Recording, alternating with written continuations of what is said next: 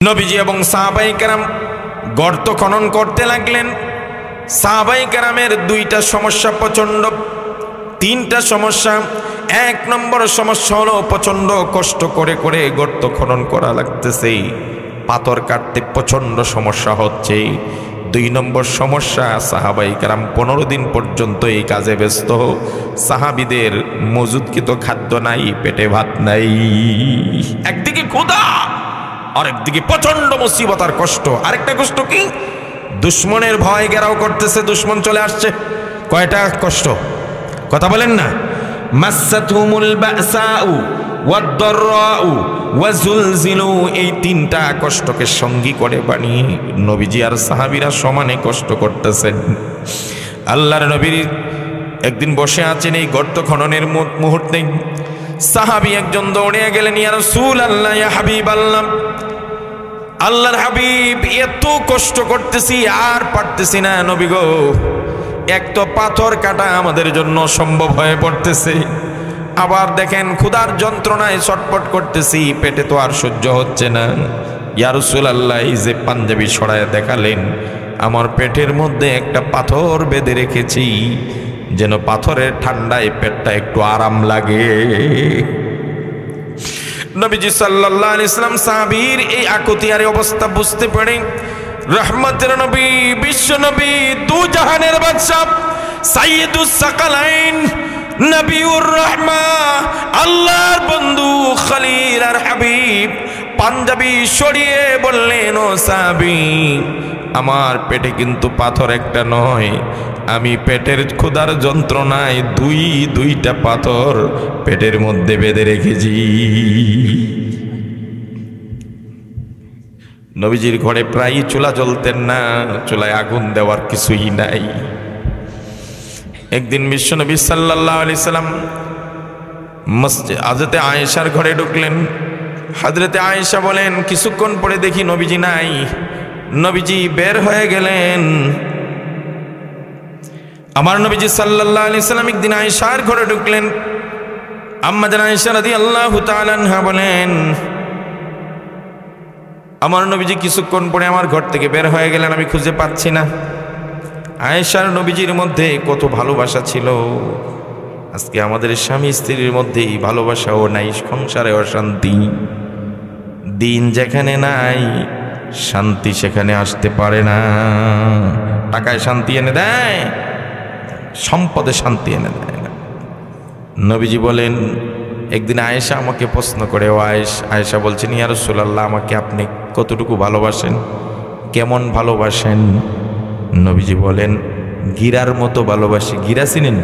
আমরা বলি গিট, আরে রশি দিয়া গিট দেয় না, গিট্টর মতো ভালোবাসি।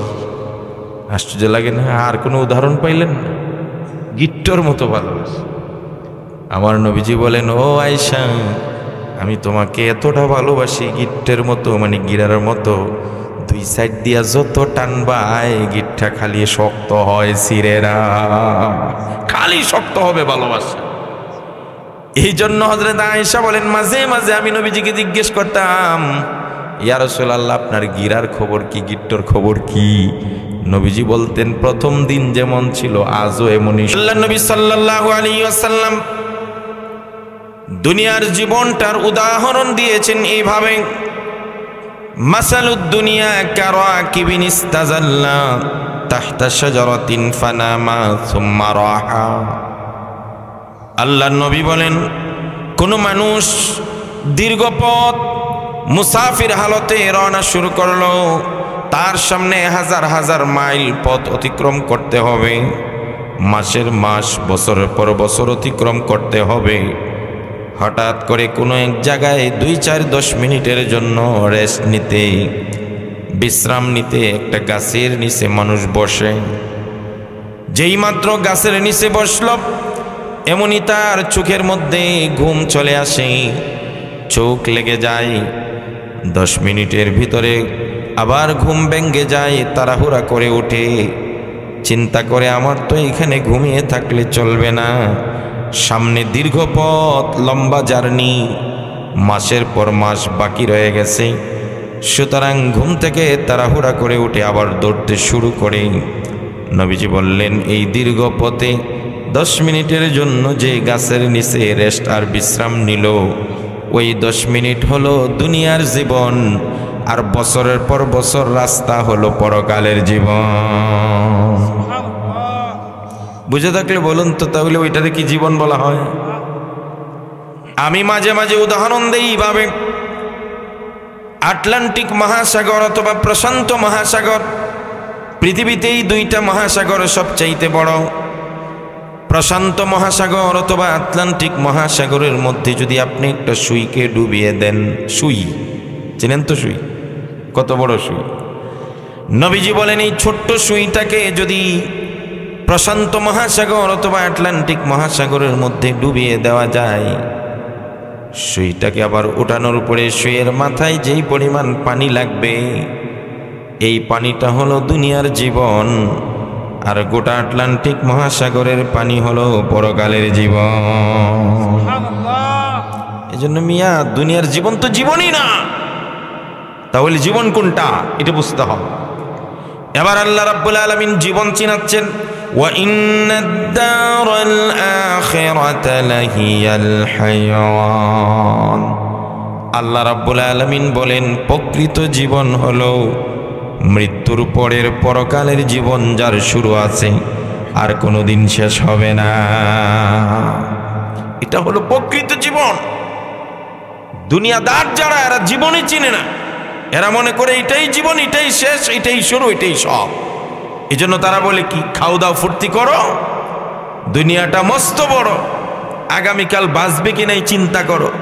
যেহেতু আগামীকাল বাঁচবো কি নাই চিন্তা করো, মরলে পরে তো আর কিছুই নাই, এটাই জীবন, এখানেই খাও, এই জন্য যা পারো খাও আর ফুর্তি করো।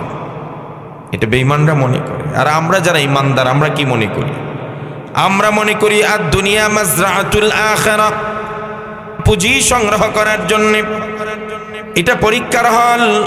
এখান থেকে ভালো মন্দ কিছু পুঁজি নিয়ে গেলে পড়ে অনন্ত সীমকাল, যেই কালের শুরু আছে শেষ নাই। পরকালের জীবনে যদি সুখী হতে হয়, তাহলে দুনিয়ার জীবন থেকে কিছু কামাই করে তারপরে প্রকৃত জীবনের দিকে আমরা রওনা হব। কথা বলেন ঠিক কিনা?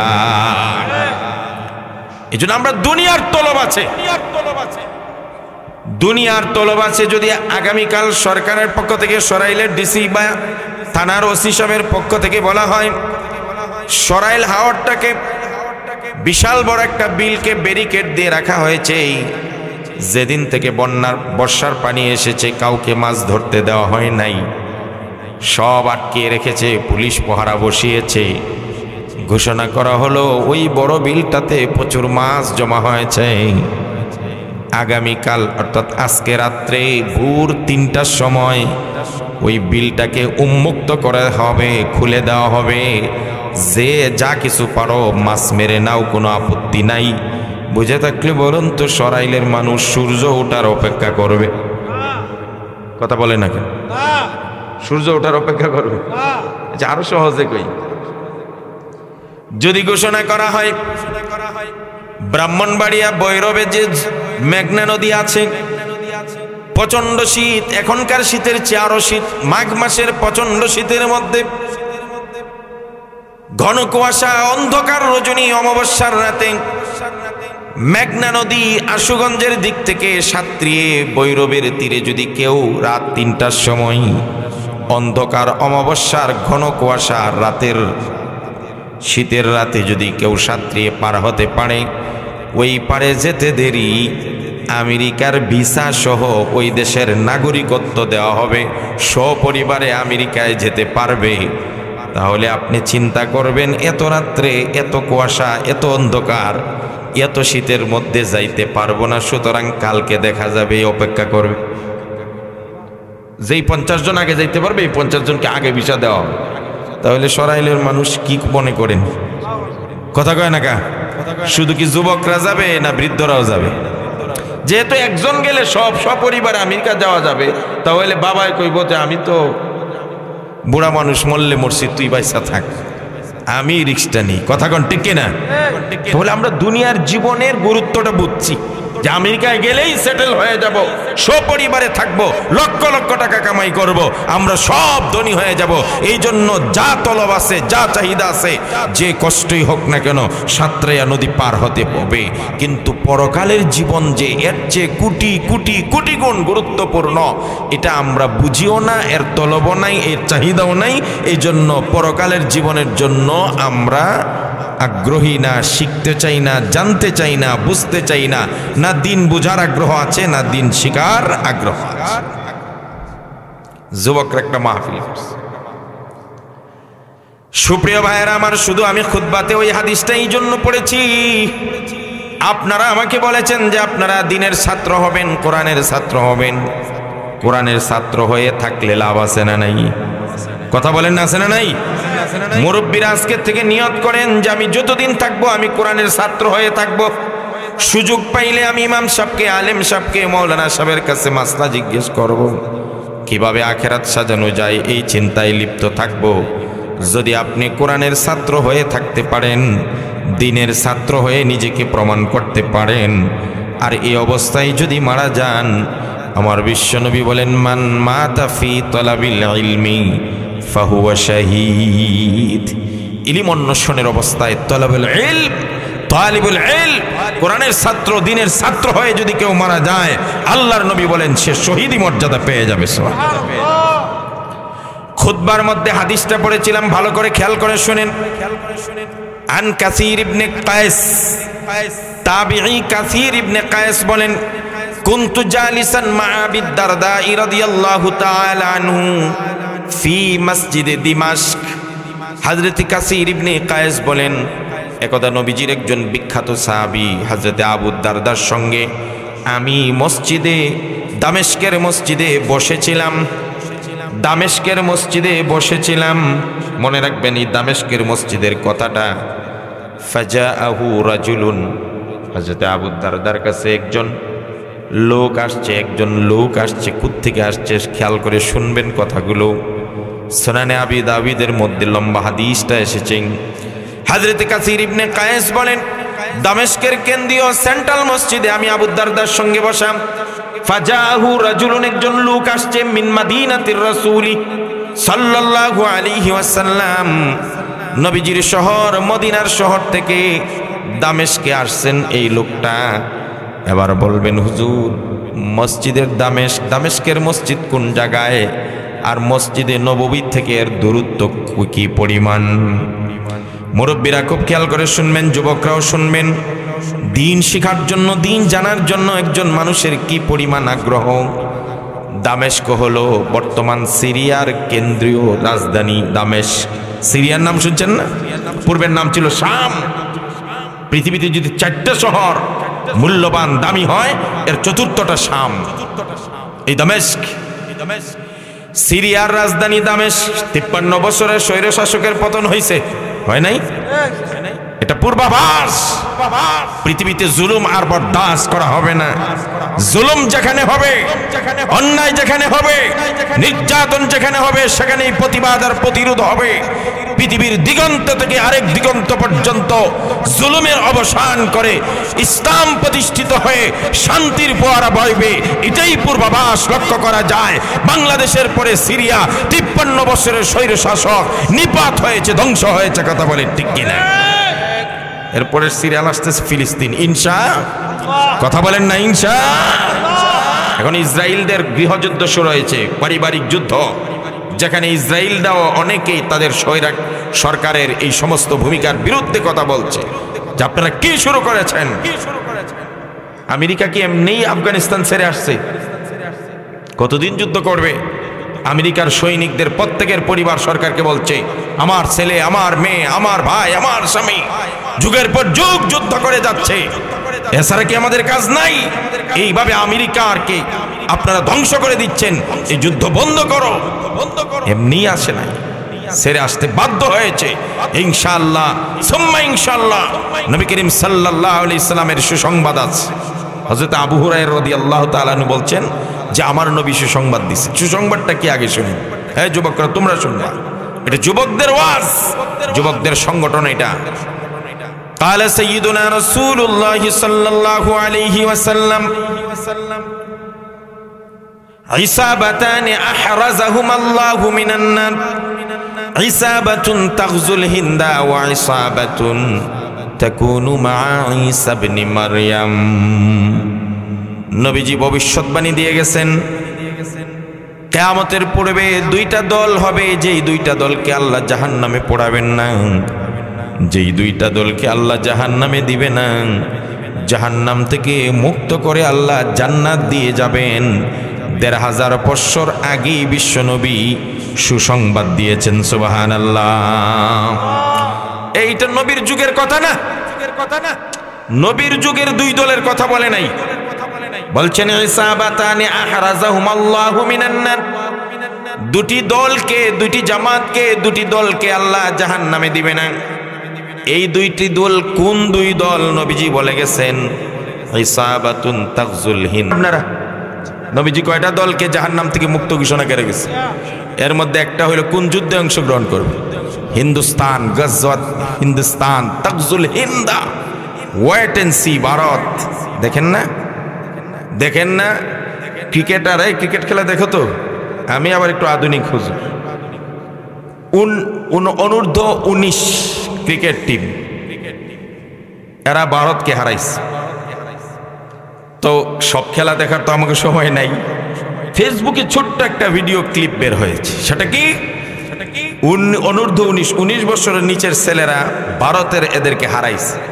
তো সবচেয়ে মজার দৃশ্য হলো ওই ছোট ভিডিও ক্লিপের মধ্যে দেখা গেছে লাস্ট উইকেট যখন ভারতের মাঠের মধ্যে আরেকটা উইকেট ফেলে দিলেই শেষ, ওই সময় গ্যালারি থেকে দর্শকরা, মুসলমানরা নারায়ে তাকবীর, আল্লাহু আকবারের স্লোগান দিয়েছে।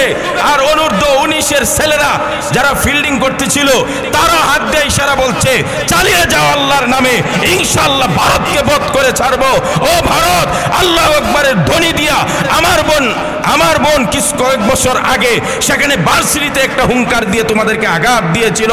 আজকে অনূর্ধ্ব 19 দলের ছেলেরা এবং মাঠের দর্শকরা আল্লাহু আকবারের স্লোগান দিয়ে বধ করেছে। ইনশাআল্লাহ সুম্মা ইনশাআল্লাহ, ওয়েট এন্ড সি। অচিরেই তাগজুল হিন্দ হবে, হিন্দুস্তানের যুদ্ধ হবে, তোমাদের অস্ত্র কাজ হবে না।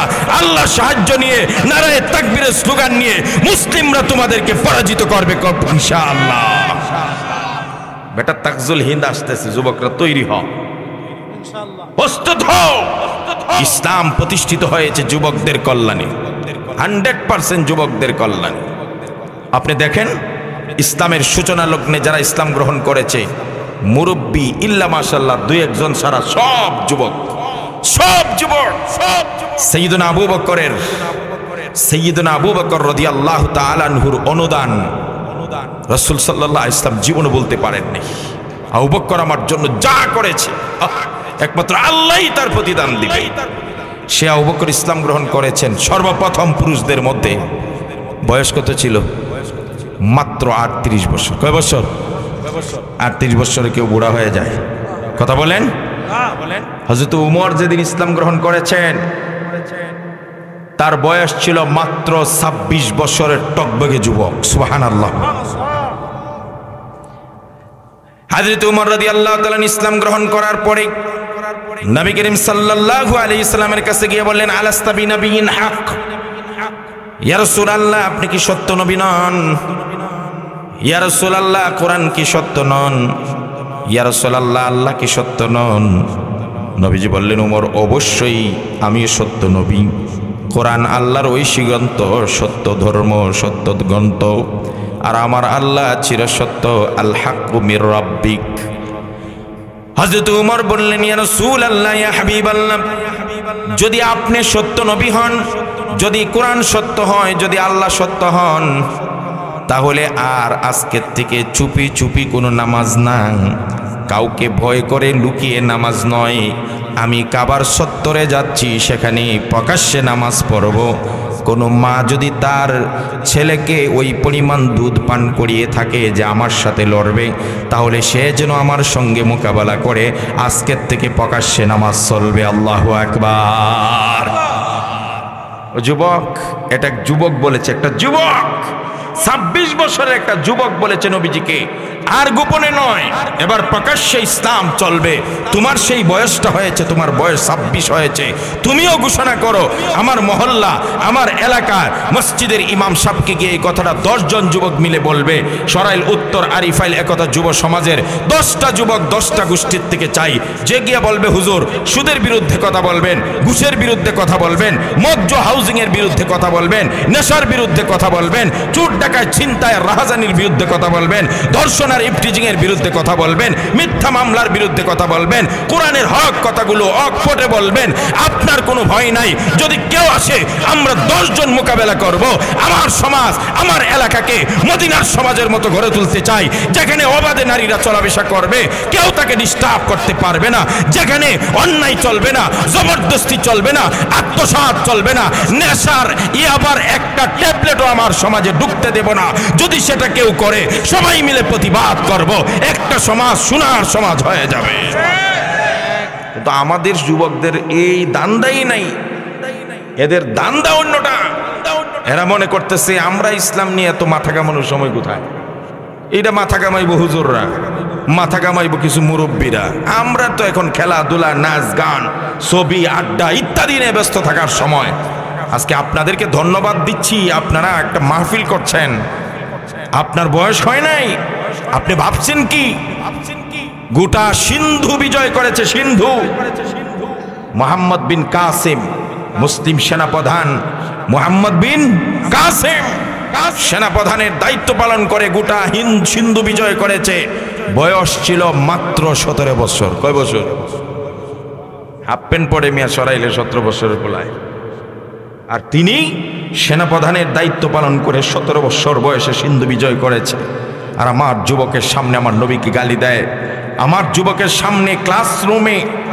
আজকের দিনেও আজকে প্রতিবাদ দেখেছি ফেসবুকের মধ্যে, নেকাব আর হিজাব পরার অপরাধে ক্লাসরুম থেকে বের করে দেওয়ার দুঃসাহস দেখায়। আর আমার যুবকরা ওই ক্লাসরুমে বসে বসে আড্ডা দেয় আর হাসি ঠাট্টা করে।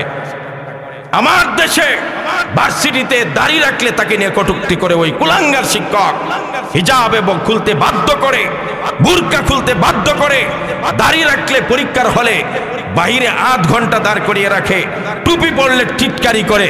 আর আমার দেশের যুবকরা সেখানে বসে বসে আড্ডা দেয়। ও যুবক, তুমি যদি এই কথা বলতে ঢাকা বিশ্ববিদ্যালয়ে সেই শিক্ষককে, আমরা বাংলাদেশে ঢাকা বিশ্ববিদ্যালয়ে গড়েছি মুসলমানদের জায়গায়, নবাব সেটার জায়গা দিয়েছে, মুসলমানদের টাকায় মুসলমানদের অর্থ বিশ্ববিদ্যালয় হয়েছে, মুসলমানদের ট্যাক্সের টাকায় শিক্ষকের বেতন চলে। আমরা মুসলমান আমাদের শরীয়ত পালন করতে পারবো না, ক্লাসরুম থেকে বের করে দিবে। আমরা তোমার মতো কুলাঙ্গার শিক্ষকের ক্লাস করব না।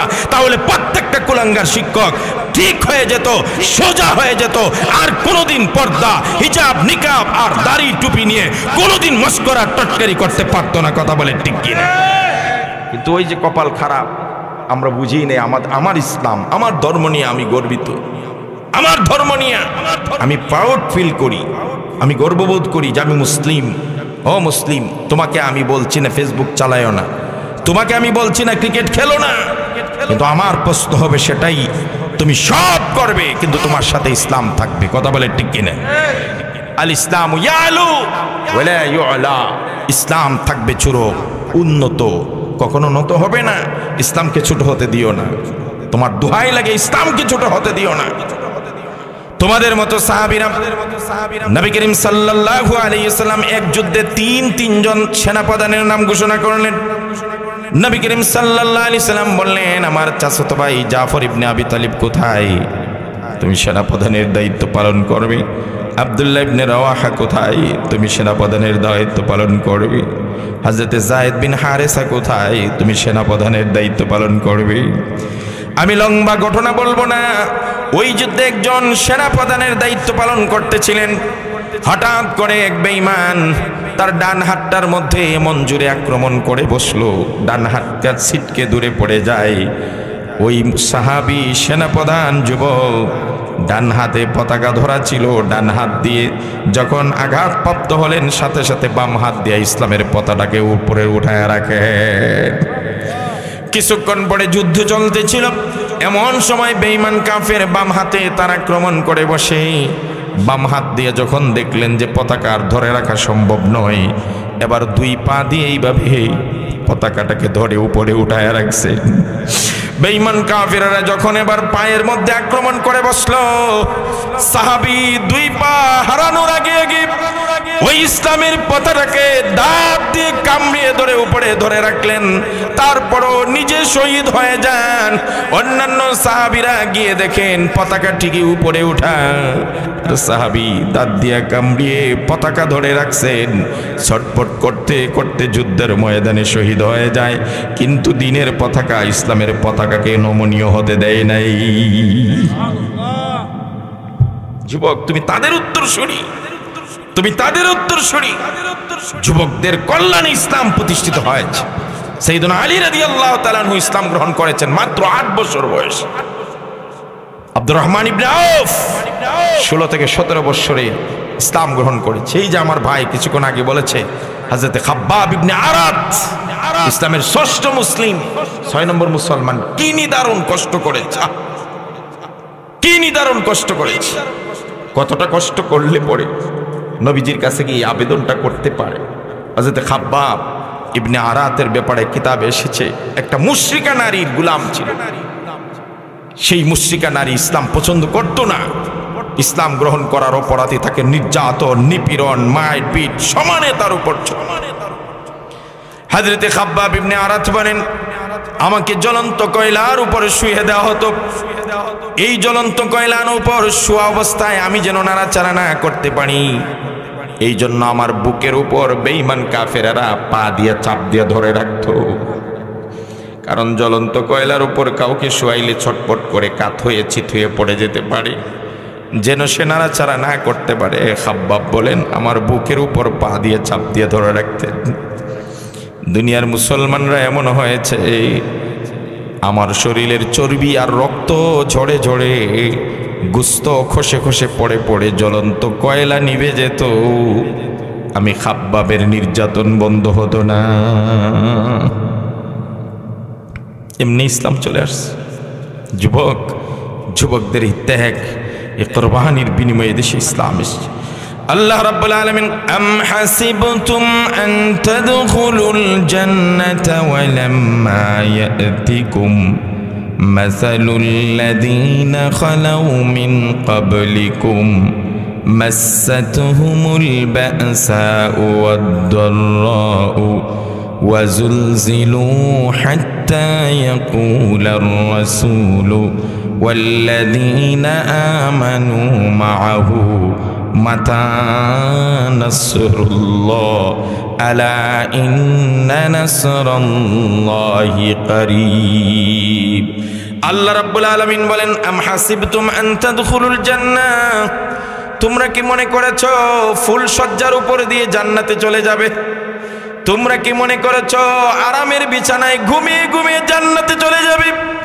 আম হাসিবতুম আন তাদখুলুল জান্নাহ, কত মানুষ আশায় বসে আছে যে আমি তো মুসলমান, আমি তো জান্নাতে অটোমেটিকলি চলে যাব। আল্লাহ প্রশ্ন রেখে বলছেন, আম হাসিবতুম, তোমরা কি মনে করেছো আন তাদখুলুল জান্নাহ, সুজা নিরাপদে হাসতে হাসতে জান্নাতে চলে যাবে? ওয়ালাম্মা ইয়াতিকুম মাসালুল লাযীনা খালাউ মিন ক্বাবলিকুম, তোমাদের পূর্বে যারা গেছে ইসলামের জন্য যেই নিদারুণ কষ্ট করেছে, ওই কষ্টগুলো না করা পর্যন্ত কেউ জান্নাতে যাবে না। মুসলমান মনে করে মামুনুল হক বোকা মানুষ, কি জন্য সরকারের বিরুদ্ধে বলতে হবে, ভাস্কর্যের বিরুদ্ধে আর শিরকের মূর্তির বিরুদ্ধে বলতে হবে, আর আজকে 2-2.5 বছর এই কষ্টটা করতে হবে? মামুনুল হকের মতো বোকা কেউ নেই।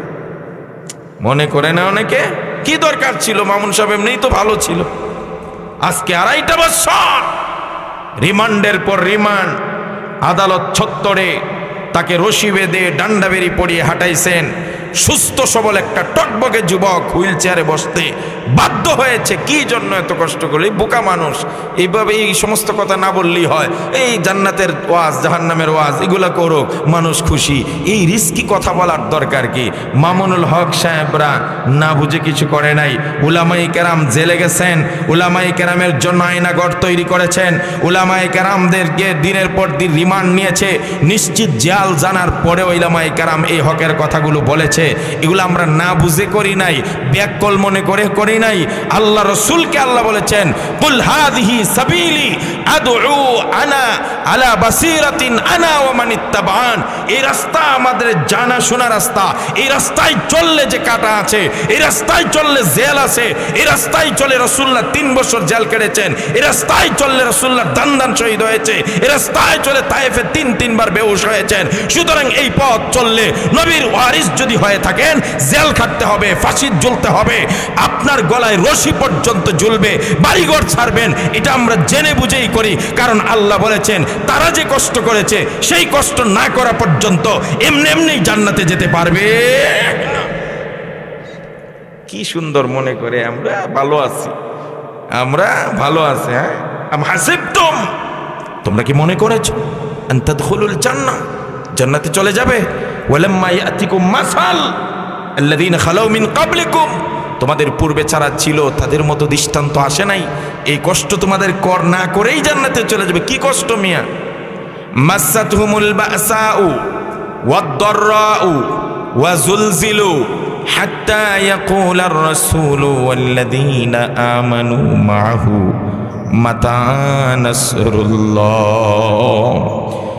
খন্দকের যুদ্ধের সময় ওয়াহুদের ময়দানে মুসলমানদের সাময়িক পরাজয় হয়েছে। সুযোগটা কাজে লাগিয়ে ইহুদিরা চক্রান্ত শুরু করে দিয়েছে। মদিনার ভিতরে ইহুদিরা চক্রান্ত করে তারা সিদ্ধান্ত নিল, মুসলমানরা যেহেতু ওহুদের সাময়িক আক্রান্ত আর পরাজিত হয়েছে, এই সুযোগে বহুমাত্রিক কাফেলা নিয়ে অনেক দল বল নিয়ে এসে মদিনার ভিতরে মুসলমানদেরকে মেরে সাফ করে দেব। এই চক্রান্ত করে বিদেশি মক্কা বাহিনীকে আহ্বান করার জন্য ভিতরের ইহুদিরা গেছে মক্কার কাফেরদেরকে দাওয়াত করে আনতে, বলে এখনই সুযোগ, আসো আমরাও আসি, ভিতর থেকে আমরা সাহায্য করব আর বাহির থেকে তোমরা আক্রমণ করবা, মদিনাকে তছনছ করে দেব। একই চক্রান্ত এখন বাংলাদেশ নিয়ে হচ্ছে, কথা কয় না কা? কথা বলেন ঠিক কিনা? এদেশে ইসকনকে ইহুদির দালালেরা তৈরি করেছে, ভারত সেটাকে মদদ দিয়ে ইসকনের মাধ্যমে আমাদের মুসলিম আইনজীবী সাইফুল ইসলাম আলিফকে জঘন্যভাবে হত্যা করে জবাই করে চেয়েছিল এই দেশটাকে অস্থিতিশীল পরিবেশ তৈরি করে মুসলমানরা যেন হিন্দুদের বাড়িঘর জ্বালায়, হিন্দুদের উপর আক্রমণ করে। আর এই অজুহাতে সাম্প্রদায়িক হাঙ্গামা লাগিয়ে ভারত যেন আমাদের দেশকে উপর হস্তক্ষেপ করে, আগ্রাসন করে, এর মাধ্যমে এই দেশের মুনাফিকরা বহির্শক্তি দিয়ে দেশকে দখল করার পায়তারা করেছিল। কিন্তু আমরা এতটা বোকা নই, আমরা এটা যেমন পরিষ্কার দাবি জানাই ইসকনকে এই দেশে নিষিদ্ধ করা এরা সন্ত্রাসী সংগঠন, তবে আমরা এটাও বলি বাংলাদেশ সাম্প্রদায়িক সম্প্রীতির দেশ, এখানে হিন্দু মুসলিম বৌদ্ধ সবাই বাস করবে, আমরা কারো বাড়িঘর জ্বালাবো না, একে অপরের উপর আক্রমণ করব না। কথা বলে ঠিক কিনা? কথা বুঝে আসছে না?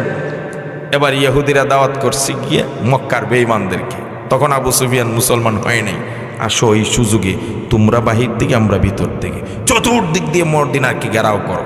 বহুমাত্রিক কাফেলা আসছে, দল আসছে। আয়েশা তো এখন খবর পাইছেন রাসূলুল্লাহ যে চতুর্দিক থেকে মদিনা আক্রমণ করার জন্য আসছে। কি করা যায়? মদিনার বাহিরে গিয়ে প্রতিহত করব নাকি ভিতরেই থাকবো? কেমনে কি করা যায়?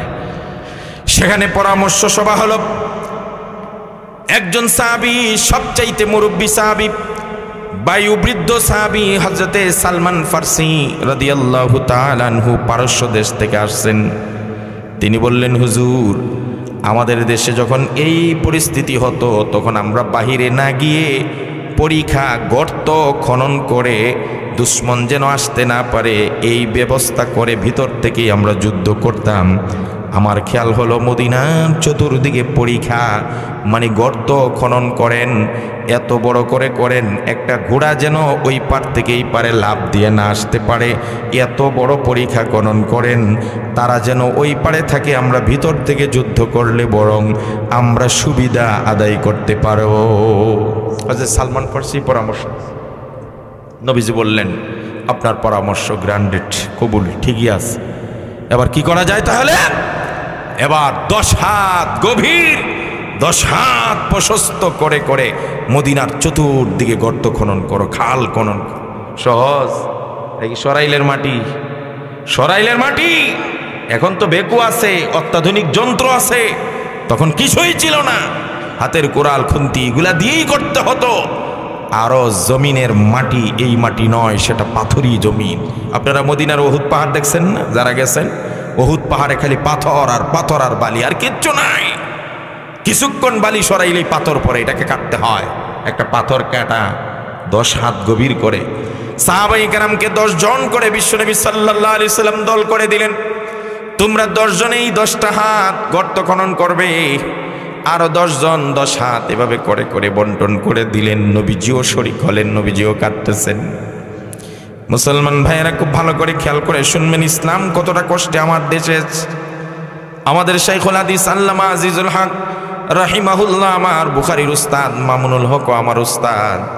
তো শাইখুল হাদিস রহমতুল্লাহ আলাইহি বলতেন, ক্লাসের মধ্যে 7 সমুদ্র 13 নদী পার হয়ে মদিনা থেকে বাংলার জমিনে ইসলাম কচুরিপানার মতো ভেসে ভেসে আসে নাই, 1 সাগর রক্তের বিনিময়ে বাংলার জমিনে ইসলাম এসেছে। নবীজি এবং সাহাবায়ে কেরাম গর্ত খনন করতে লাগলেন। সাহাবায়ে কেরামের 2টা সমস্যা প্রচন্ড, 3টা সমস্যা। 1 নম্বর সমস্যা হলো প্রচন্ড কষ্ট করে করে গর্ত খনন করা লাগতেছে, পাথর কাটতে প্রচন্ড সমস্যা হচ্ছে। 2 নম্বর সমস্যা, সাহাবায়ে কেরাম 15 দিন পর্যন্ত এই কাজে ব্যস্ত। সাহাবীদের মজুদকৃত খাদ্য নাই, পেটে ভাত নাই। একদিকে ক্ষুধা, আরেকদিকে প্রচন্ড মুসিবত আর কষ্ট। আরেকটা কষ্ট কি? দুশমনের ভয় ঘেরাও করতেছে, দুশমন চলে আসছে। কয়টা কষ্ট? কথা বলেন না, কথা বলেন। মাসাতুমুল বাসাউ ওয়াদ-দাররাউ ওয়াজুলজিলু, এই 3টা কষ্টকে সঙ্গী করে বানিয়ে নবীজি আর সাহাবীরা সমানে কষ্ট করতেছেন। আল্লাহর নবী একদিন বসে আছেন এই গর্ত খননের মুহূর্তে। সাহাবী একজন দৌড়ে গেলেন, ইয়া রাসূলুল্লাহ, ইয়া হাবিবাল্লাহ, ইয়া হাবিবাল্লাহ, আল্লাহর হাবিব, এত কষ্ট করতেছি আর পারতেছি না নবী গো। এক তো পাথর কাটা আমাদের জন্য সম্ভব হয়ে পড়তেছে, আবার দেখেন ক্ষুধার যন্ত্রণায় ছটফট করতেছি, পেটে তো আর সহ্য হচ্ছে না। ইয়া রাসূলুল্লাহ, এই যে পাঞ্জাবি ছড়ায় দেখালেন, আমার পেটের মধ্যে একটা পাথর বেঁধে রেখেছি, যেন পাথরের ঠান্ডায় পেটটা একটু আরাম লাগে। নবীজি সাল্লাল্লাহু আলাইহি সাল্লাম সাহাবীর এই আকুতিয়ারি অবস্থা বুঝতে পারে। রহমতের নবী, বিশ্ব নবী, দু জাহানের বাদশা, সাইয়্যিদুস সাকালাইন, নবিউর রাহমা, আল্লাহর বন্ধু, খলিল আর হাবিব পাঞ্জাবি সরিয়ে বললেন, ও সাহাবী, আমার পেটে কিন্তু পাথর একটা নয়, আমি পেটের ক্ষুধার যন্ত্রণায় দুইটা পাথর পেটের মধ্যে বেঁধে রেখেছি। নবীজির ঘরে প্রায় চুলা জ্বলতেন না, চুলায় আগুন দেওয়ার কিছুই নাই। একদিন বিশ্বনবী সাল্লাল্লাহু আলাইহি সাল্লাম মসজিদ হযরতে আয়েশার ঘরে ঢুকলেন। হযরতে আয়েশা বলেন, কিছুক্ষণ পরে দেখি নবীজি নাই। নবীজি বের হয়ে গেলেন। আমার নবীজি সাল্লাল্লাহু আলাইহি সাল্লাম একদিন আয়েশার ঘরে ঢুকলেন। আম্মা জান আয়েশা রাদিয়াল্লাহু তাআলা আনহা বলেন, আমার নবীজি কিছুক্ষণ পরে আমার ঘর থেকে বের হয়ে গেলেন, আমি খুঁজে পাচ্ছি না। আয়েশার নবীজির মধ্যে কত ভালোবাসা ছিল। আজকে আমাদের স্বামী স্ত্রীর মধ্যে এই ভালোবাসাও নাই, সংসারে অশান্তি। দিন যেখানে নাই, শান্তি সেখানে আসতে পারে না। টাকায় শান্তি এনে দেয়, সম্পদে শান্তি এনে দেয়। নবীজি বলেন, একদিন আয়েশা আমাকে প্রশ্ন করে, ও আয়েশা বলছেন, ইয়া রাসূলুল্লাহ, আমাকে আপনি কতটুকু ভালোবাসেন, কেমন ভালোবাসেন? নবীজি বলেন, গিরার মতো ভালোবাসি। গিরা চিনেন? আমরা বলি গিট, আরে রশি দিয়া গিট দেয় না, গিট্টর মতো ভালোবাসি। আশ্চর্য লাগে না? আর কোনো উদাহরণ পাইলেন? গিট্টর মতো ভালোবাসি। আমার নবীজি বলেন, ও আয়েশা, আমি তোমাকে এতটা ভালোবাসি, গিট্টের মতো, মানে গিরার মতো, 2 সাইড দিয়া যত টানবা গিট্টা খালি শক্ত হয়, ছিঁড়ে না, খালি শক্ত হবে ভালোবাসা। এই জন্য হযরত আয়েশা বলেন মাঝে মাঝে আমি নবীজিকে জিজ্ঞেস করতাম, ইয়া রাসূলুল্লাহ আপনার গিরার খবর কি, গিট্টর খবর কি? নবীজি বলতেন প্রথম দিন যেমন ছিল আজও এমনই শক্ত আছে। এই ছিল স্বামী স্ত্রীর বন্ধন। স্বামীদেরকে স্ত্রীর হক আদায় করা, স্ত্রীকে ভালোবাসা দেওয়া, মর্যাদা দেওয়া, সম্মান দেওয়া ইসলামের বিধান। নবীজি বলছেন খিয়ারুকুম খিয়ারুকুম লিনিসাইহিম, তোমাদের মধ্যে সবচাইতে দামি পুরুষ, শ্রেষ্ঠ পুরুষ ওই ব্যক্তি যে তার পরিবারের কাছে, স্ত্রীর কাছে শ্রেষ্ঠ ভালো। সুতরাং বাহিরে ফিটফাট আর ভিতরে সদরঘাট হলে হবে না। বউর কাছে ভালো হওয়া লাগবে কিনা? কথা বলেন না কেন? আজকে যারা আমার কথা শুনছেন সাবধান, স্ত্রীদেরকে মূল্যায়ন করুন। আপনার প্রতি তার হক আছে, হক আছে। স্ত্রী দেখাশোনা, তাকে রেস্ট দেওয়া, তাকে আরাম দেওয়া, ভালোবাসা দেওয়া, বিনোদন দেওয়া, তার চাহিদাগুলো পূরণ করা, তার কথার গুরুত্ব দেওয়া। ইসলামের নবী বলছেন এটা তোমার উপর আবশ্যক, আবশ্যক। তুমি যদি তোমার স্ত্রীর কাছে ভালো না হও তাহলে তুমি ভালো হতে পারবে না। এটা যেমন স্বামীদের হক আছে, স্ত্রী মা বোনরাও আমার কথা শুনছেন, আপনারাও খেয়াল করে শুনবেন। আপনাদেরও স্বামীকে মর্যাদা দেওয়া উচিত। হযরতে ফাতেমা রাদিয়াল্লাহু তাআলা আনহার ঘরে হযরতে আলী রাতের বেলায় ঢুকে একটা টোকা দিছেন, সাথে সাথে ফাতেমা দরজা খুলে দেন। সাইয়্যিদুনা আলী রাদিয়াল্লাহু তাআলা আনহু বলেন, ফাতেমা এত রাত্রে একটা মাত্র টোকা দিলাম, সাথে সাথে দরজা খুলে দিলে কিভাবে? হযরতে ফাতেমা বলেন, আলী ও আমার স্বামী, আমার বাবা সাইয়্যিদুস সাকালাইন বিশ্বনবী আমাকে বলেছেন, ফাতেমা গো, মা তোমার কাছে তোমার স্বামীর মর্যাদা এত বেশি, কোনোদিন আলী যেন দরজায় এসে দুইবার টোকা না দিতে হয়।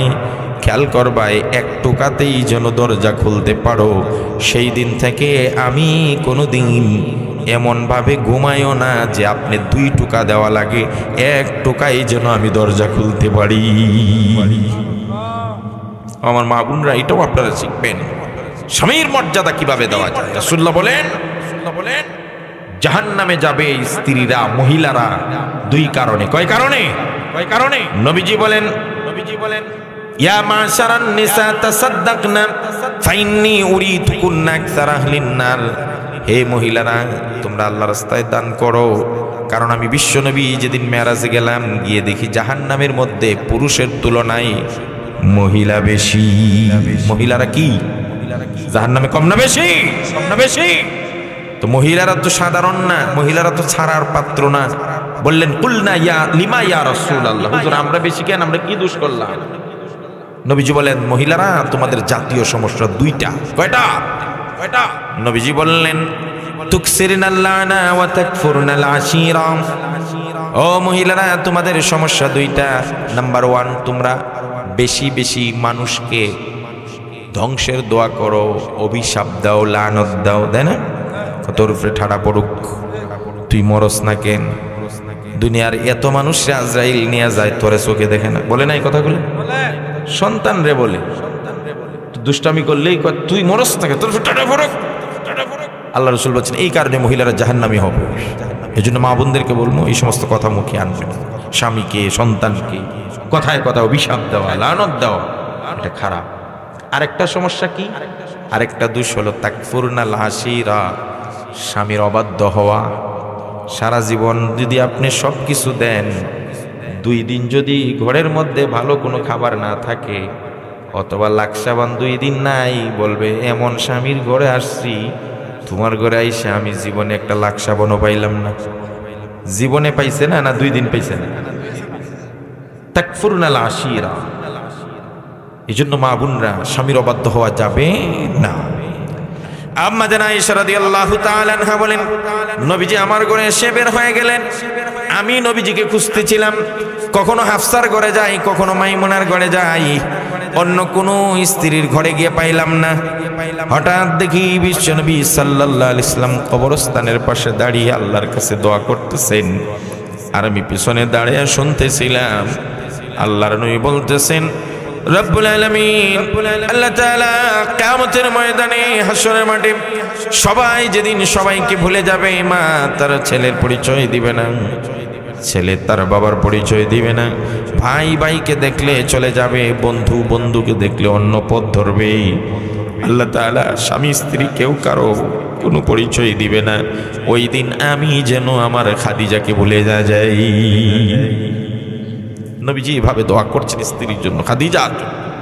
হযরত আয়েশা বলেন, নবীজি আমার ঘরে ফিরে আসলেন। আমি বললাম, হুজুর আপনি কি এখনো আপনার বুড়ি স্ত্রীটার কথা বলতে পারেন নাই? আল্লাহর নবী চেহারা লাল করে আমাকে ধমক দিয়ে বললেন, আয়েশা সাবধান, এই ধরনের কথা দ্বিতীয়বার আমার খাদিজাকে নিয়ে আর কোনোদিন এমন কথা বলবা না। কারণ আমার খাদিজা ছিল আমার দুঃখের দিনের সাথী, আর তোমরা সবাই আমার সুদিনের সাথী। এই খাদিজা ছিল মক্কার জমিনের বড় শিল্পপতি, বিশাল ধন সম্পদের অধিকারিণী। এই খাদিজা যখন আমার কাছে বিয়ে বসে সমুদয় সম্পত্তি আমার পায়ের নিচে ঢেলে দেয়, আমাকে বলছেন, ইয়া রাসূলুল্লাহ, ইয়া হাবিবাল্লাহ, আমার এই সম্পত্তি আপনি আল্লাহর রাস্তায় ইচ্ছা মতে খরচ করুন, আমার কোনো আপত্তি নাই।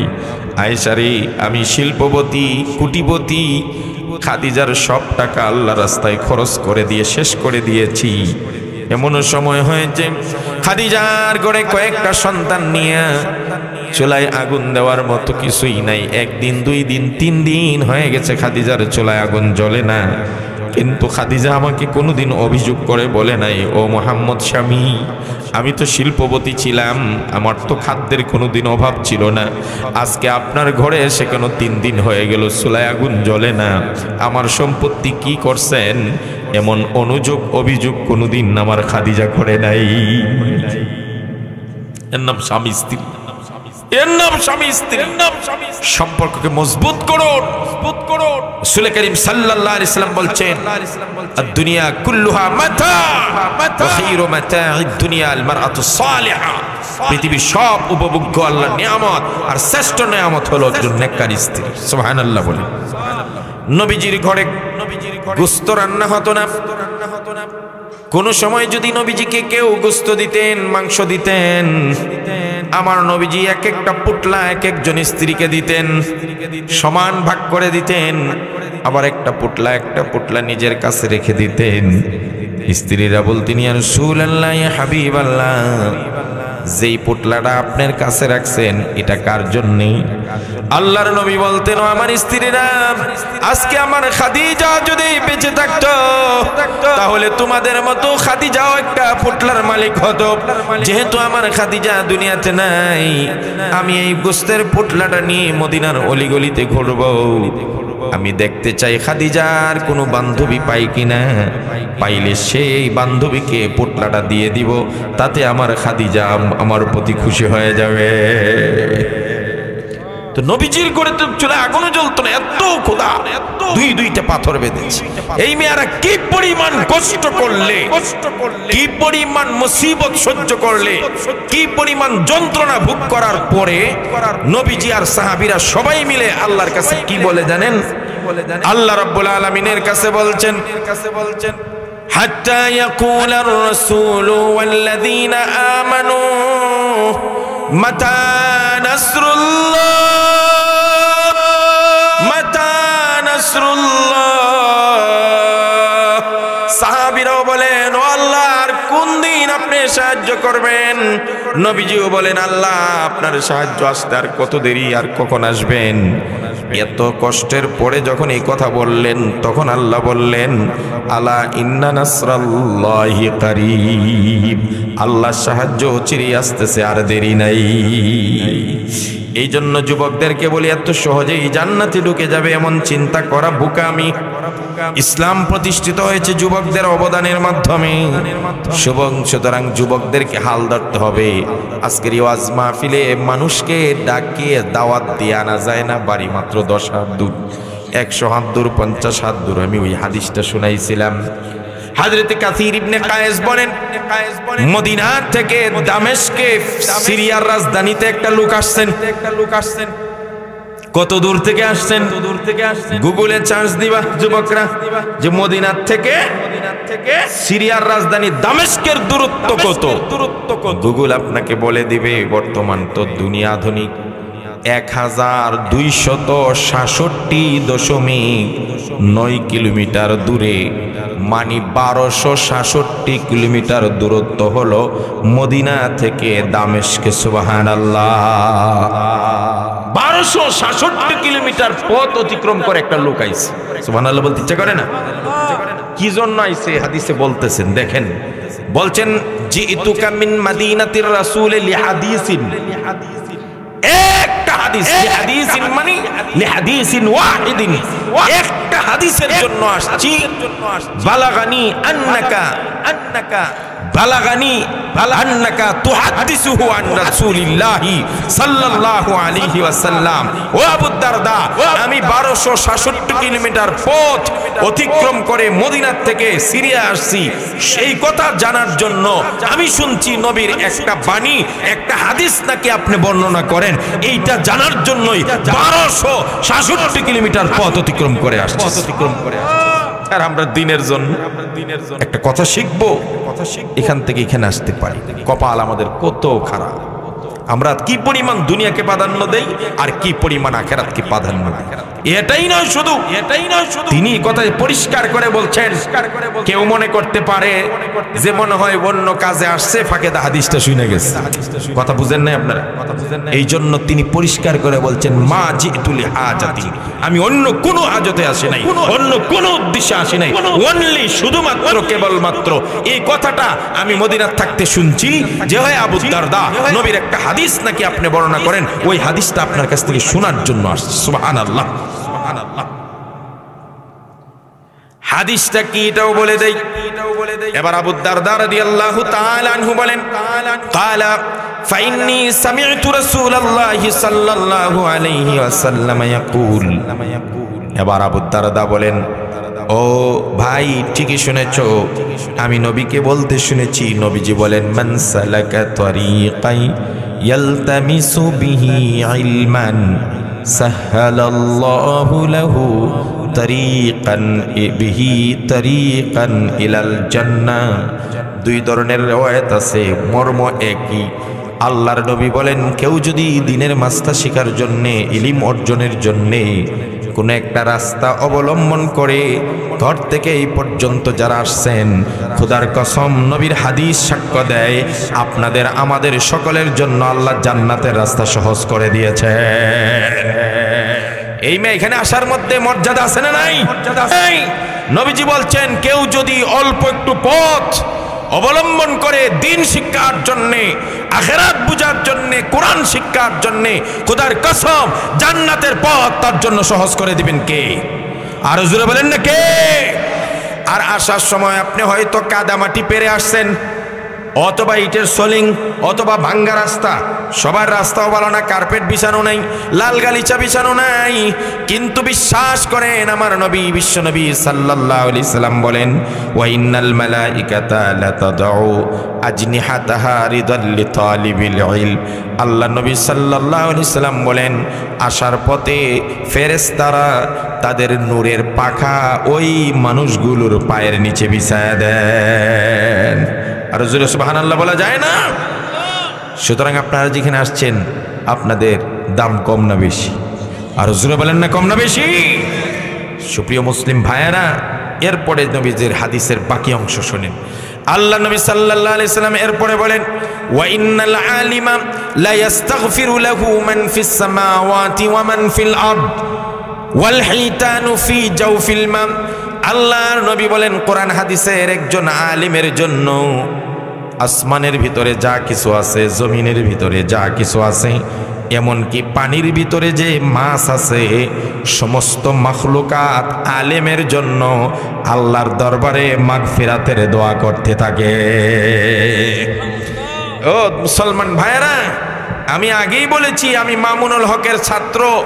আল্লামা মামুনুল হক একজন আলেম। আমি বিশ্বাস করি যে প্রায় 25 বছরের অধিক বুখারী পড়িয়েছেন, যার পরিবার গোটা পরিবার কোরআনে হাফেজে ভরপুর, যার বাবা উপমহাদেশের অন্যতম হাদিস বিশারদ, বুখারী শরীফের সর্বপ্রথম বঙ্গানুবাদক আল্লামা শাইখুল হাদিস আল্লামা আজিজুল হক রাহিমাহুল্লাহ তাআলা, আপনারা সেই মামুনুল হককে কষ্ট দিয়েছেন, ডান্ডা বেরি পড়িয়েছেন, হাতে রশি লাগিয়েছেন, যুবককে টকবকে যুবককে হুইল চেয়ারে বসাতে বাধ্য করেছেন, দিনের পর দিন রিমান্ডের আয়না করে নিয়েছেন, তার উপর এমনকি জাতির কাছে কালার করার জন্য, নারী কেলেঙ্কারি দেওয়ার জন্য অপচেষ্টা করেছেন।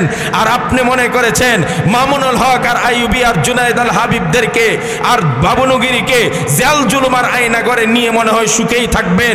বুখারীর ওই হাদিস ভুলে গেছেন, মান আদালি ওয়ালিয়ান ফাকাদ আযানতুহু বিল হাব। বিশ্বনবী বলেছেন, আল্লাহ বলেন, যেই ব্যক্তি আমার কোনো ওলির সঙ্গে কষ্টদায়ক আচরণ করবে, আমি আল্লাহ নিজে তার বিরুদ্ধে যুদ্ধ করি। আমি তো এই কথা বিশ্বাস করি, মামুনুল হক এই যুগের ওলি, জুনায়েদ আল হাবিব এই যুগের ওলি, আল্লামা খালেদ সাইফুল্লাহ এই যুগের ওলি, আল্লামা জুনায়েদ বাবুনগরী ছিল এই যুগের জীবন্ত ওলি, আল্লামা আহমদ শফিরা ছিল জীবন্ত ওলি। এদেরকে কষ্ট দিয়ে, এদেরকে অপমান করে রশি লাগিয়ে টেনেছেন, আর আপনারা বলে মনে করেছেন তেলে মুছে তেল লাগিয়ে, গুপে তেল লাগিয়ে আপনারা ক্ষমতা ধরে রাখবেন। আল্লাহ কয় এদেরকে কষ্ট দেওয়া মানে আমার বিরুদ্ধে যুদ্ধ করা, আর আল্লাহ যার বিরুদ্ধে যুদ্ধ করেন তাদের ক্ষমতার মসনদকে আল্লাহ তসতস করে দেন। কথা বলে ঠিক কিনা? পরিষ্কার প্রমাণ, সেটা পরিষ্কার সমান। কারণ একজন আলেমের জন্য গর্তের পিপিলিকা থেকে, সমুদ্রের মাছ থেকে, আসমান জমিনের সমস্ত সৃষ্টি আল্লাহর কাছে মাগফিরাতের দোয়া করতে থাকেন। যদি তাদের জীবনে ভুল হয় সেটাও আল্লাহ মাফ করে দেন। সুবহানাল্লাহ, সুবহানাল্লাহ। শুধু তাই নয়, হাদিসের শেষাংশে নবীজি বলেন, ওয়া ইন্নাল উলামা ওয়ারাসাতুল আম্বিয়া। এই যুগের আলেমরা হলো নবীদের ওয়ারিস, সব নবীদের উত্তরাধিকার। ওয়া ইন্নাল আম্বিয়া আলাম ইউয়ারিসু দিনারাও ওয়ালা দিরহামা। নবীরা কোনো টাকা পয়সা দিরহাম দিনার রেখে যায় নাই, তারা রেখে গেছেন ইলিম, কোরআনের ইলিম আর হাদিসের ইলিম। সেই ইলিম বিতরণ করে করে জাতির সামনে আলেমরা নবীদের দায়িত্ব পালন করতেছেন। সুবহানাল্লাহ। আলেমরা নবীদের দায়িত্ব পালন করতেছেন। এ দুনিয়ার মুসলমানেরা, এই যুগের আলেমরা চাইলে বড় চাকরি করে দুনিয়ার বিল্ডিং এর মালিক হতে পারত। এই যুগের আলেমরা চাইলে ব্যবসা বাণিজ্য করে বিদেশ পাড়ি দিয়ে ঘর কোটি কোটি টাকা ইনকাম করতে পারত। এই যুগের আলেমরা আর কিছু না পারে অন্তত একটা চার স্টল দিয়ে ভালো জিন্দগি করতে পারত। কিন্তু আলেমরা চিন্তা করেছে, সবাই যদি ব্যবসা বাণিজ্য চাকরি আর দুনিয়ার ভিতরে মত্ত হয়ে যায়, তাহলে মানুষের ঈমান সংরক্ষণ করবে কে? দ্বীন সংরক্ষণ করবে কে? কোরআন হাদিসের জ্ঞান বিতরণ করবে কে? কোরআন হাদিসের জ্ঞান যদি না থাকে, মানুষের মধ্যে মনুষ্যত্ব থাকবে না। মনুষ্যত্ব যদি না থাকে, খোদার কসম, ও বাংলার যুবকরা, আলেমদেরকে ইজ্জত করো। আলেমরা আছে বলেই তোমরা তোমাদের মার সাথে জিনা করো না। আলেমরা আছে বলেই তোমরা মরলে পরে জানাজা হয়, সুন্দরভাবে মাটি দেওয়ার ব্যবস্থা হয়। আলেমরা আছে বলেই যুবকদের চরিত্র এখনো ঠিক আছে। আলেমরা আছে বলেই এখনো গড়ে গড়ে মদ আর নেশা ঢুকে যায় নাই। যদি আলেমরা না থাকে, আলেমরা না থাকে, আমি 100 বার কসম খেয়ে বলতে পারি, গড়ে গড়ে মদ জোয়া নেশা ঢুকবে। ঐশীর মতো মেয়েরা তৈরি হবে যারা নেশার টাকা না পাইলে পুলিশ বাবার মাকে হত্যা করবে। যদি আলেম ওলামারা না থাকে, পার্কের চিপা চাপায় নয়, প্রকাশ্যে রাজপথে একজন আরেকজনের সঙ্গে জিনা করবে, কুকুর কুকুরিনারীরা যেভাবে জিনা করে। যদি আলেম ওলামারা না থাকে, খোদার কসম, গরু ছাগল মরলে পরে যেমন টেনে হেসরে খালে বিলে বাড়ির পিছনে ফেলে দেই, ওইভাবে আমাদের লাশগুলো ফেলে দেওয়া হবে। জানাজা পড়ার মতো মানুষ পাওয়া যাবে না। আলেমরার দরকার আসেনি? আলেমরা আপনাদের উপর কি ইহসান, কি দয়া করতেছে। আপনাদেরকে এনজিওর মতো হয়তো টাকা দিতে পারে না, এনজিওর মতো হয়তো কি দিতে পারে না, কথা বলেন না। সবচেয়ে বড় ইহসান কি, সবচেয়ে বড় অনুগ্রহ কি, সবচেয়ে বড় দয়া কি? আল্লাহ কোরআনে আমার তেলাওয়াতকৃত আয়াতে বলছেন। এটা বলি আমি শেষ। আল্লাহ রাব্বুল আলামিন বলেন, লাকাদ মান্নাল্লাহু আলাল মুমিনিনা ইয বাআসা ফীহিম রাসূলাম মিন আনফুসিহিম। আল্লাহ পাক বলেন, নিশ্চয়ই, অবশ্যই আল্লাহ রাব্বুল আলামিন মুমিনদের উপর দয়া করেছেন, ইহসান করেছেন, আল্লাহ অনুগ্রহ করেছেন। তো আপনারা বলবেন, আল্লাহ কি দিয়ে অনুগ্রহ করেছেন? আল্লাহ কিসের মাধ্যমে দয়া অনুগ্রহ করেছেন মুমিনদের উপরে? আল্লাহ নিজেই বলেন, ইয বাআসা ফীহিম রাসূলাম মিন আনফুসিহিম। একজন রাসূল তাদের নিজেদের মধ্য থেকে আল্লাহ তৈরি করে মুমিনদের জন্য পাঠিয়ে দিয়েছেন। তার মানে আল্লাহ রাসূল প্রেরণ করে মুমিনদের উপর যেমন দয়া করেছেন, আজকের দিনে রাসূল বলেন আনা খাতামুন নাবিয়্যিন লা নাবিয়্যা বাদি, আমি শেষ নবী, আমার পরে আর কোনো নবী আসবে না। তাহলে আমি কথা এই আয়াতের আলোকে বলতে পারি, আজকের পাড়ায় মহল্লায় গড়ে গড়ে আলেম উলামাকে আল্লাহ তৈরি করে সাধারণ পাবলিক যুবক বৃদ্ধ নারী পুরুষের উপর দয়া করেছেন। কথা বলেন ঠিক কিনা? আমার কথা বুঝছেননি? নবী পাঠায়া যদি মুমিনদের উপর আল্লাহ দয়া করে থাকেন তো নবী তো নাই। কথা বলেন, আনা খাতামুন নাবিয়্যিন লা নাবিয়্যা বাদি, রাসূল বলেন আমি শেষ নবী, আমার পরে কোনো নবী নাই। তাই এখন মুমিনদের উপর আল্লাহ কি দিয়া রহম করবেন, কি দিয়া দয়া করছেন? নবী তো বলে গেছেন আল আম্বিয়া ওয়ারাসাতুল আম্বিয়া, আল উলামা ওয়ারাসাতুল আম্বিয়া। নবী নাই, নবীর ওয়ারিস হলো আলেম। সুতরাং আগে নবী পাঠিয়ে যেমন মুমিনদের সাহাবায়ে কেরামের উপর আল্লাহ ইহসান করেছিলেন, আর কিয়ামত পর্যন্ত সাধারণ মুমিনদের উপর আল্লাহ আলেম তৈরি করে ইহসান করেছেন। কথা বলেন ঠিক কিনা? তাহলে নবীর উপস্থিতি নবী সাধারণ মুমিনদের জন্য রহমত, আর আলেমের উপস্থিতি সাধারণ মুসলমানদের জন্য রহমত। কথা বলেন ঠিক কিনা? কথা বলেন। লাকাদ মান্নাল্লাহু আলাল মুমিন। আমি তো আয়াতের তাফসীর করার সুযোগ পাবো না, শুধু মান্না শব্দের চারটা অর্থ বলে দেই। মুফাসসিরিনে কেরাম মান্না শব্দ লাকাদ মান্নাল্লাহ, আল্লাহ দয়া করেছেন, এই মান্না শব্দের চারটা অর্থ বলেছেন তাফসীরে কাবীরের মুসান্নিফ জগৎ বিখ্যাত আলিম আল্লামা ইমাম ফখরুদ্দিন রাজি রাহিমাহুল্লাহ তাআলা বলেছেন মান্নুন শব্দের চারটা অর্থ। এক নম্বর হলো মান, মানি হলো আসমান থেকে কোনো জিনিস নাজিল করা, এটা হলো মান্নের এক নম্বর অর্থ। যেমন কোরআনে আল্লাহ রাব্বুল আলামিন বলেন ওয়া আনজালনা আলাইকুমুল মান্না ওয়াসসালওয়া। বনি ইসরাইলের কথা নিশ্চয়ই মনে আছে। বনি ইসরাইলকে আল্লাহ পাক আসমান থেকে মান্না আর সালওয়া দিয়া পাঠাইতেন। কথা বলেন ঠিক কিনা? আরে আসমানি খাবার দিতেন না? তাহলে মান মানে আসমান থেকে নাজিলকৃত জিনিস, একটা খাদ্য। একটা হইল মান্নের অর্থ, মনে আছে তো ইনশাআল্লাহ? দুই নম্বর অর্থ মান্নের আরেকটা অর্থ হলো কোনো দয়া করে খুঁটা দেওয়া। দয়া করে আছে না, কয় আমার ঘরে খাইয়া, আমার বাপ দাদার ফ্যান খাইয়া, এইভাবে বলে। বড় ইয়া লেখাপড়া করছো, আজকে বেড়াগিরি করস বেড়া। তাহলে আপনি যে তারে খরচ দিলেন, লেখাপড়া করলেন, খুঁটা দিলেন, তাতে কি হলো? থুতু ফেলে দিয়ে ওই থুতু আবার খাওয়া যতটা নিকৃষ্ট কাজ, কারো প্রতি ইহসান আর দয়া কয়া খুঁটা দেওয়া তার চেয়েও নিকৃষ্ট কাজ।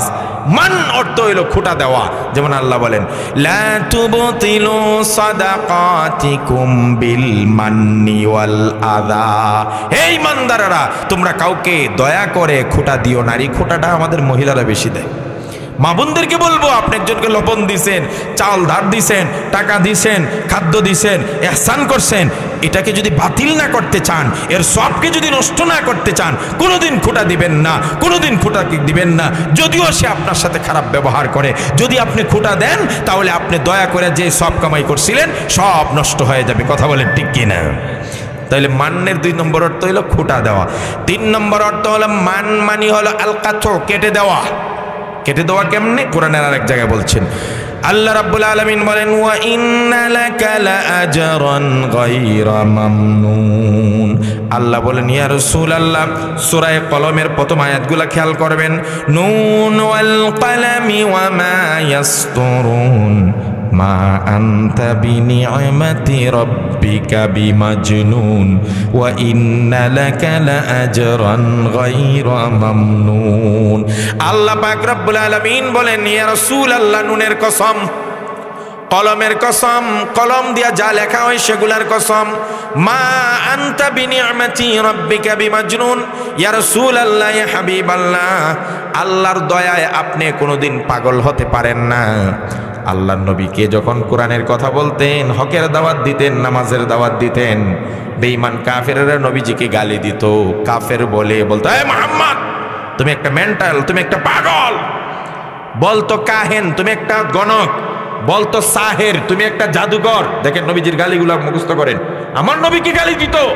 এক নম্বর বলতো পাগল, দুই নম্বর বলতো কাহেন, গণক, তিন নম্বর বলতো সাহের, জাদুকর, চার নম্বর বলতো আতকুরা।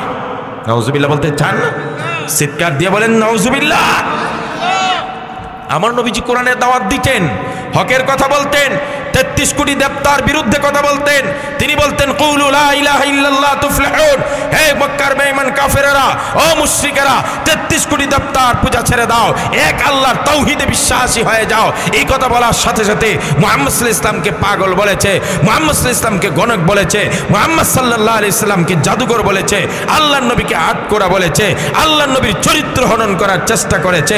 ঠিক অনুরূপভাবে আগের গালিগুলাকে নতুন ভার্সন তৈরি করে বর্তমান জমানার ফেরাউন, বর্তমান জমানার নাস্তিক মুরতাদেরা, আলেমরা যখন ভাস্কর্যের বিরুদ্ধে কথা বলে, শিরকের বিরুদ্ধে কথা বলে, ঘুষ সুদের বিরুদ্ধে কথা বলে, টেন্ডারবাজি আর ছিনতাইয়ের বিরুদ্ধে কথা বলে, মানুষের মাল আত্মসাৎ আর দুর্নীতির বিরুদ্ধে যখন কথা বলে, তখন এই যুগের আলেমদেরকে নবীর ভাষায় গণক বলে না, জাদুঘর বলে না, পাগল বলে না, আটকোরা বলে না। তবে আমাদেরকে নতুন ভাষা বদলাইয়া আগের গালিগুলাকে ভার্সন পরিবর্তন করে নতুন করে গালি দেয়। এরা হলো মৌলবাদ, এরা হলো জঙ্গি, এরা হলো উগ্রবাদ, এরা হলো কট্টরপন্থী। আরেকটা গালি দিত সবচেয়ে বেশি, কিছু হইলেই কইতো এরা হলো পাকিস্তানি, এরা হলো পাকিস্তানের দালাল, আর এরা হলো রাজাকার। কথা বলেন ঠিক কিনা? এই গালিটাই বেশি দিচ্ছে। ভিন্ন মত হইলেই রাজাকার। আল্লাহর কি বিচার!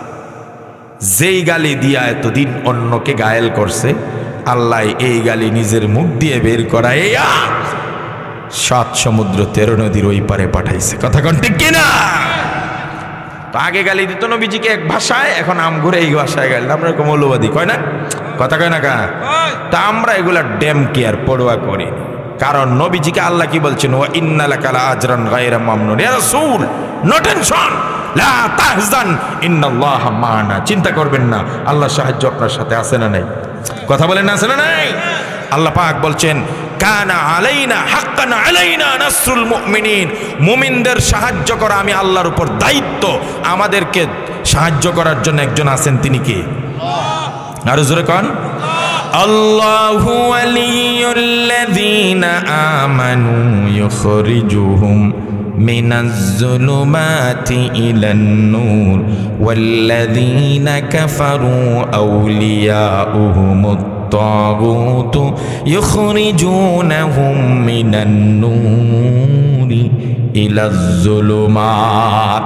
আল্লাহ বলেন আমি মুমিনদের ওলি, অভিভাবক, দুস্থ, সাহায্যকারী। মুমিনদেরকে অন্ধকার থেকে আমি আলোর পথে বের করে নিয়ে যাই।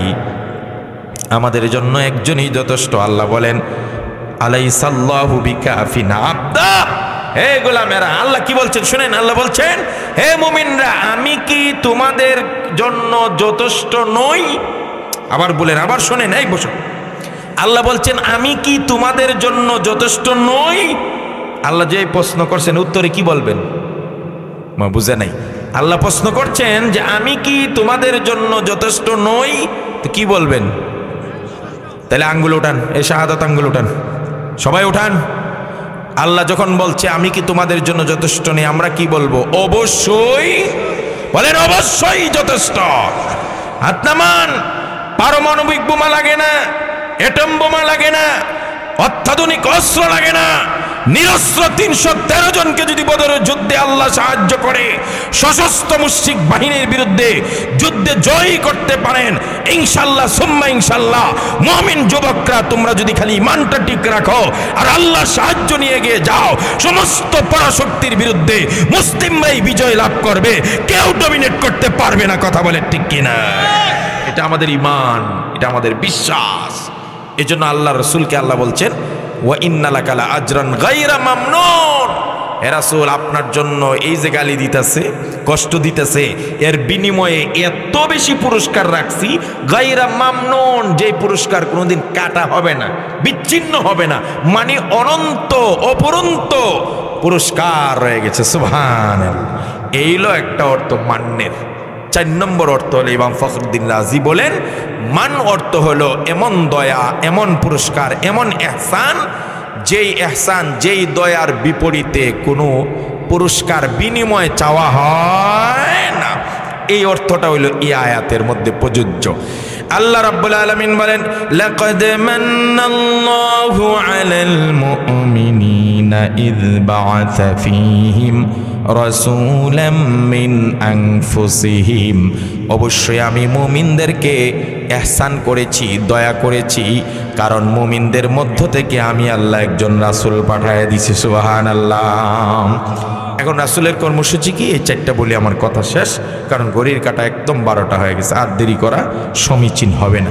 রাসূলের কর্মসূচি চারটা, 4 কাজ করতেন রাসূল। কয় কাজ?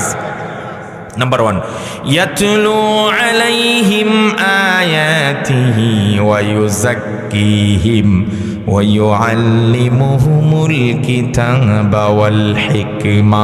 আল্লাহ রাব্বুল আলামিন বললেন, হে মুমিনরা, আমি আমার নবী আমার রাসূলকে তোমাদের জন্য 4 কর্মসূচি দিয়ে পাঠাইলাম। এই 4 কর্মসূচির 1 নম্বর হলো ইয়াতলু আলাইহিম আয়াতি। আজকে সরাইল উত্তর আরিফাইল একতা যুব সমাজেরও কর্মসূচি হবে 4টা। নবী পাঠাইছেন আল্লাহ যেই 4 কর্মসূচি দিয়ে, এই 4 কর্মসূচি আপনাদেরও হবে যুবকদের। 1 নম্বর ইয়াতলু আলাইহিম আয়াতি, আল্লাহর কালাম বিশুদ্ধভাবে তোমরা তেলাওয়াত করবে এবং অন্যদের তেলাওয়াতের শিক্ষার ব্যবস্থা করতে হবে। কথা বলেন ঠিক কিনা? কোরআন হলো আমাদের মেইন সুস, পাওয়ার হাউস। কোরআনের সাথে আমাদের সম্পর্ক যত দূরে, ততই আমরা হয়ে যাচ্ছি বিচ্ছিন্ন, পরাজিত, লাঞ্ছিত। এই জন্য প্রত্যেকটা যুবককে আবশ্যক হলো একতা যুব সমাজের আমরা প্রত্যেকেই বাধ্যতামূলকভাবে কোরআন শিখব এবং শিখার ব্যবস্থা করব। বলেন ইনশাআল্লাহ। আরো জোরে বলেন ইনশাআল্লাহ। এই যুবকরা, রাসূল কি বলছেন জানেন? ইন্নাল্লাযী লাইসা ফি জাওফিহি শাইউম মিনাল কুরআন কাল বাইতিল খারিব, যে অন্তরের মধ্যে কোরআনের কোনো অংশ নাই, কিচ্ছু জানে না, এই অন্তরটা হলো এমন বিরান ঘরের মতো, যেই ঘরে দীর্ঘদিন মানুষ না থাকার কারণে সাপ বিচ্ছু আর ভূত ফেরতের আড্ডাখানা হয়। তার অন্তরটা, যে অন্তরে কোরআন নাই, ওই অন্তরটা শিরিক, বিদআত, কুসংস্কারে ভরপুর হয়ে যায়। কথা বলে ঠিক কিনা? এই জন্য কোরআন আছে যেখানে, সবাই বলে না, কোরআন আছে যেখানে, কোরআনের সাথে আমাদের সম্পর্ক তৈরি করতে হবে। 1, 4টা বলেই শেষ। 2 নম্বর ওয়া ইউযাক্কিহিম, আল্লাহর নবী পাঠানোর 2 নম্বর উদ্দেশ্য কর্মসূচি হলো তিনি পবিত্র করবেন মানুষকে 2 কাজ থেকে। একটা পবিত্র হলো শিরিক থেকে, তাওহীদের দিকে ডাকবেন, কুফর থেকে তাওহীদের দিকে ডাকবেন, নেফাক থেকে তাওহীদের দিকে ডাকবেন, এটা হলো একটা অর্থ। আর একটা পবিত্র হলো তিনি সমস্ত গুনাহের কাছ থেকে মানুষকে পবিত্র করবেন। আজকের দিনের যুবকদের কাছে আমার 2 নম্বর কর্মসূচি হলো, একতা যুব সমাজের ভাইয়েরা, দয়া করে আল্লাহর হস্তে তোমার পায়ে হাত দিয়া বলি, গুনার কাজ ছেড়ে দাও, ছেড়ে দাও, ছেড়ে দাও। নেশা করো না, নেশায় ধ্বংস করে, মানিজ্জত নষ্ট করে, চেহারা নষ্ট করে। আল্লাহ পাক রাসূল সাল্লাল্লাহু আলাইহি ওয়াসাল্লাম বলছেন, সালাসুন লা ইউকাল্লিমুহুল্লাহু ইয়াউমাল কিয়ামা, 3 ব্যক্তির সঙ্গে কিয়ামতের দিন আল্লাহ কথা বলবেন না। ওয়ালা ইউযাক্কিহিম, এদেরকে পবিত্র করবেন না। ওয়ালা ইয়ানজুরু ইলাইহিম, এদের দিকে তাকাবেনই না। জান্নাত তো দেওয়ার প্রশ্নই ওঠে না। কয় ব্যক্তি? এর মধ্যে একটার কথাই শুধু বলবো, মুদমিনু খামরিন। রাসূল বলেন, যারা মদ্য, যারা নেশাখোর, নেশাখোরের কোনো রেহাই নেই। আল্লাহ তাকাবেন না, কথাও বলবেন না, জান্নাত তো পড়ে। এই জন্য আমরা নেশা করব। যুবক, আর যা করিস অন্তত নেশার দিকে পা বাড়াবি না, তোর সব নষ্ট হয়ে যাবে। নেশা হলে এমন এক অপরাধ যেটা আরো 50টা অপরাধের জন্ম দেয়। কথা বলেন ঠিক কিনা? নেশার টাকা না পেয়ে ঐশী তার মা বাপকে হত্যা করেছে। কথা কোন ঠিক কিনা? নেশার টাকা না থাকলে চুরি করতে বাধ্য হয়, নেশার টাকা না থাকলে ডাকাতির পথ ধরে, নেশার টাকা না থাকলে বিভিন্ন ক্রাইম সৃষ্টি হয়। আর নেশা করে করে নারী কেলেঙ্কারির দিকে ঝুঁকে তার হিতাহিত জ্ঞান থাকে না। কথা বলেন ঠিক কিনা? নেশা যেই সমাজে ঢুকছে, এই সমাজ নষ্ট। এই জন্য একথা যুব সমাজ সাবধান। আল্লাহর রাস্তায় পায়ে হাত দিয়া বলি, নেশা নয়, নেশা নয়। নিজেও না, এলাকাত একটা ট্যাবলেটও ঢুকতে দিবি না, পাহারা দিবি, পাহারা দিতে হবে। কথা বলেন ঠিক কিনা? যদি কোনো ব্যবসায়ী এখানে এসে ট্যাবলেট বিক্রি করে খবর পাও, তাহলে পুরা মহল্লা একজুট হয়ে যাবে। একতা যুব সংঘ, একতা যদি না দেখাইতে পারো, কিসের নাম মিয়া? যদি অন্যায় প্রতিরোধ না করতে পারো, মুআদ্দের বিরুদ্ধে যদি স্লোগান না দিতে পারো, কথা বলে ঠিক কিনা? পারবেন তো ইনশাআল্লাহ? 3 নম্বর রাসূল বলেন, ওই আল্লিমুহুমুল কিতাব, আল্লাহর কিতাব অনুযায়ী জীবনযাপনের ব্যবস্থা করতে হবে। এবং এই জীবনযাপনের ব্যবস্থা ওয়াল হিকমা, এবং সুন্নাহ অথবা দিন শিখাইতে হবে। ওইটা বলি বলেই আমি শেষ। আল্লাহর কোরআন অনুযায়ী জীবনযাপনের ব্যবস্থা কি? সূরা লুকমানে হযরত লুকমান তার ছেলেকে বলছেন, আমি আপনাদেরকে বলবো বাবারা সন্তানদেরকে এই ওসিয়তটা করবেন। খাওয়ার টেবিলে বসাইয়া বলবেন। লুকমান আলাইহিস সালাম তার ছেলেদেরকে ওসিয়ত করছিলেন, আমিও করি। ওয়াইদ ক্বালা লুকমান বলছেন, ইয়া বুনাইয়া আকিমিস সালাতা ওয়া আমুর বিল মা'রুফি ওয়ানহা আনিল মুনকারি ওয়াসবির আলা মা আসাবাকা ইন্না যালিকা মিন আজমিল উমুর। লুকমান আলাইহিস সালাম তার ছেলেকে বলছে, ওরে বাবা, ইয়া বুনাইয়া, ও আমার আদরের সন্তান, আকিমিস সালাহ, আকিমিস সালাহ, নামাজ কায়েম করো। ও যুবক, তোমার প্রতি আমার 1 নম্বর অনুরোধ হলো, যদি এই নামের সার্থকতা তৈরি করতে চাও তাহলে নামাজ ছাড়া যাবে না। নামাজ, নামাজ। যার জীবনে নামাজ নাই তার ঈমান নাই, আমানতদারি নাই। রাসূল বলছেন, লা ঈমানা লিমান লা সালাতা লা, যার নামাজ নাই তার ঈমান নাই। আর ঈমান তো পড়ে, আমি বলি যে নামাজ পড়ে না হে মানুষই না। এজন্য যুবক, নামাজ ছাড়া যাবে? নামাজ ছাড়া যাবে? ক্রিকেটের মাঠে আজান হলে সেখানেই নামাজ, পানি পাইলে পানি, না পাইলে তায়াম্মুম। কথা কোন ঠিক কিনা? নামাজ ছাড়বেন না। 2 নম্বর রাসূল হযরত লুকমান বলেন, ওয়া'মুর বিল মা'রুফ, সৎ কাজের আদেশ দিতে হবে। ওয়ানহা আনিল মুনকার, অন্যায় দেখলে বাধা দিতে হবে, বাধা দিতে হবে। এখন থেকে তুমি অন্যায়ের প্রতিরোধ করতে শিখো, তাহলে তোমার উপর অন্যায় আসতে পারে না। তুমি ভার্সিটিতে পড়ো না, ভার্সিটিতে যদি তুমি অন্যকে নামাজের কথা বলো, তোমার বন্ধুকে, তাহলে সে তোমাকে গানের দাওয়াত দিবে না? দিবে? তোমার হে আমার নামাজের দাওয়াত দেয়, আমি কেমনে এর গানের দাওয়াত দিই? আর তুমি যদি এর গানের দাওয়াত না, নামাজের দাওয়াত না দাও, তাহলে সে পূজার দাওয়াত দিবে। এটা সহজ কথা। আরে যেই জমিনে আমরা ধান লাগাই, এই জমিনে আগেসা থাকতে পারে না। আর যেখানে কিছুই লাগানো হয় না, এই জমিনে কি হয়? কথা বলেন না? তাহলে আমরা যদি অপরকে ভালো কাজের কথা না বলি, অন্যরা আমাকে খারাপ কাজের কথা বলবে। ঠিক আছে?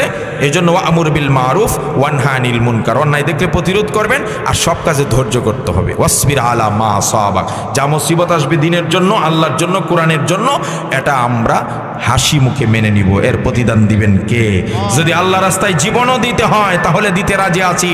শহীদের মর্যাদা মৃত্যুর সাথে সাথে আল্লাহ রাব্বুল আলামিন শহীদের রক্তটা মাটিতে পড়ার আগে আগে জিন্দেগির সব গুনাহ আল্লাহ মাফ করে দেন। শহীদের রোটা সবুজ পাখির ভিতরে ঢুকিয়ে দেন, জান্নাতের যত্রতত্র ঘুরে আর খায়। সুবহানাল্লাহ। এই জন্য উমর রাদিয়াল্লাহু তাআলা দোয়া করতেন, আল্লাহুম্মা রযুকনি শাহাদাতান ফি সাবিলিক ওয়াজআল মাউতি ফি বালাদি রাসূলিক। আল্লাহ, আমাকে শহীদি মর্যাদা দাও আর নবীর শহরে মৃত্যু দাও। সুবহানাল্লাহ।